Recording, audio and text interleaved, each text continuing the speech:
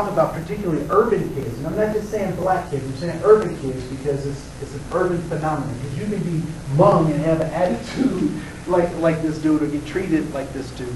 But our urban kids, and it also happens with our rural kids, but at any rate, we wonder why they have such attitudes.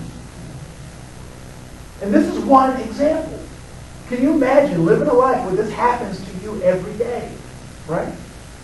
Yeah.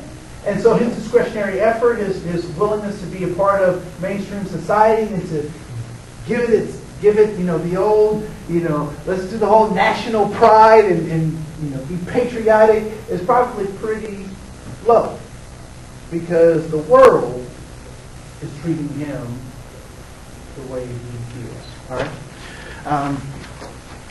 So let's go to another one. So we'll watch this interaction.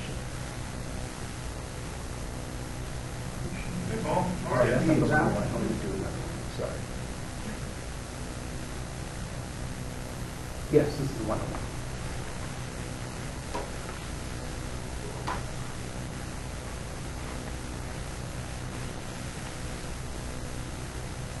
Come on.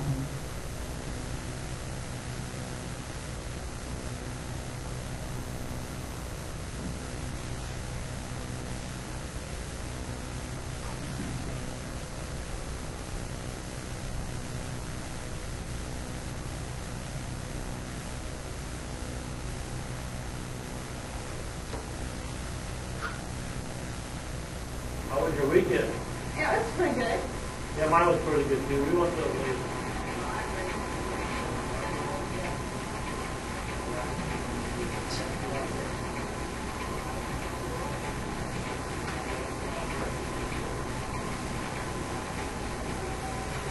So scorecard 2, I want you to rate the dignity she received, the honor, the value, and her overall attitude. What do you think her overall attitude might be?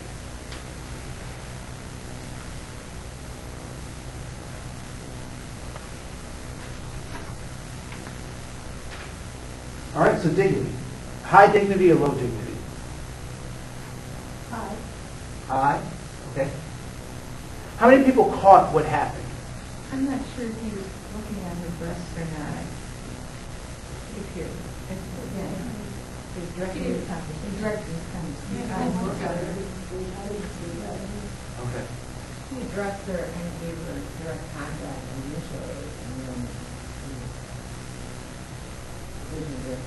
Is this a real situation or is this a fictional situation? Real.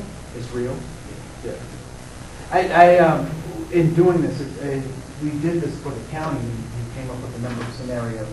And I was very alarmed to understand some things about my coworkers. So here I am working 5 years alongside people that I personally respect and I enjoy working with, not knowing the torture that work has been for them. And I was like, what?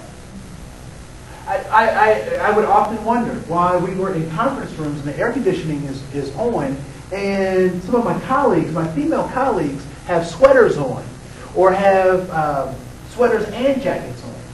Or I would also wonder, and I thought it was peculiar, that I would see some of my colleagues walking into meetings or out of meetings and with legal pads all the time. I was like, oh, she's very studious. She's got to make sure she gets her notes.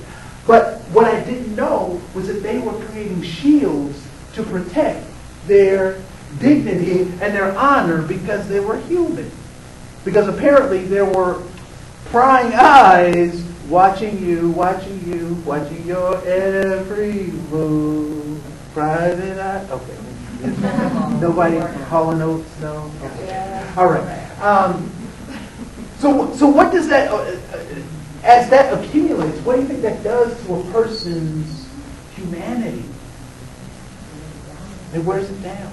And you know what oftentimes happens is that this behavior gets accepted because people will say, well, that's just George. And then what does that do to the person that is the subject of George's behavior? Right? Can we get the most out of people in these types of circumstances? I would say no, right? So I have a couple more, and then I want to open the floor up for conversation.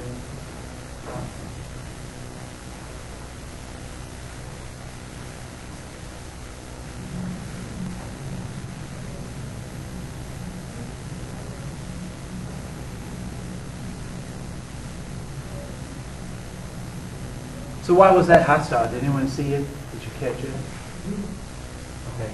So she was watching a guy with a six-pack, and one of her coworkers walks by and sees that on her computer screen, right?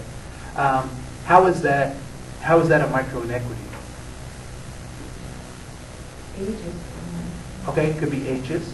All right, so it was a young man. All right, what else? How could that be a micro inequity? Is it illegal? He wasn't totally naked, right? Is it illegal? No, it's not illegal, right? So micro inequities are those things that aren't discrimination yet. They're not illegal yet. But is that increasing productivity in her workplace? She's like, it could be. Because he was fine, okay? Yesterday was her screensaver. I mean, it wasn't when she was watching a video or this security, her screensaver. Okay. But how do you do So it? here's my question. How is this helping you with your work? What does that screensaver have to do with work?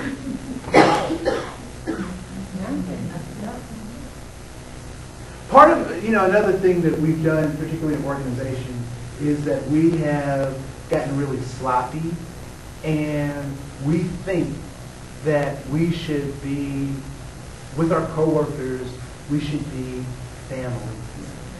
I've never had a job where I have personal. I'm never going to put a picture of my child on my desk. I don't. When I had pets, I don't do that. Yeah. I just don't. Yeah, and that's fine. And I'm not saying no, that that's but I gonna- mean, it doesn't have anything to do with my job. I don't want to talk. Oh, no, it's so cute. I mean, unless somebody, oh, look at it is distracting. I just want to say that we've tried to create families at work, and I'm trying to explain that families are dysfunctional out of work. Can you imagine what they're like inside of work, right? Some people are coming to work to get away from their family, right? But you want to create one in the workplace. That's a whole other workshop. I can go there, but I just wanted to just tease that out a little bit. I think I have one more.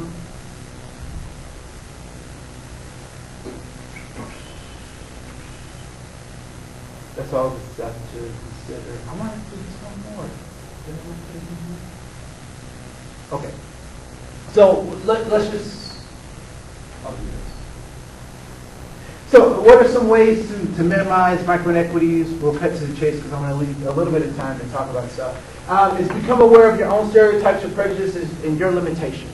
All right. So have dignity, honor, and being human for yourself. Understand that there are, and I will say this, and I don't know, if people will agree with me or not, but we all have something that we are working on.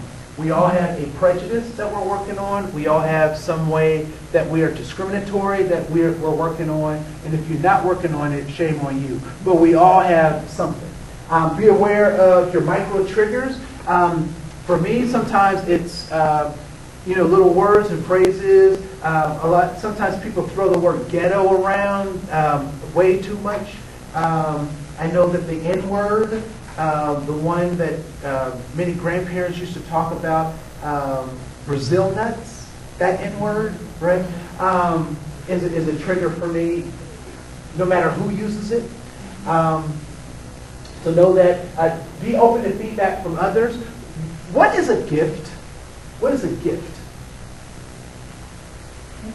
Something you receive. It's something you receive, okay. All right, so I found this out, and it really changed my approach to a lot of things. That a gift, so someone wraps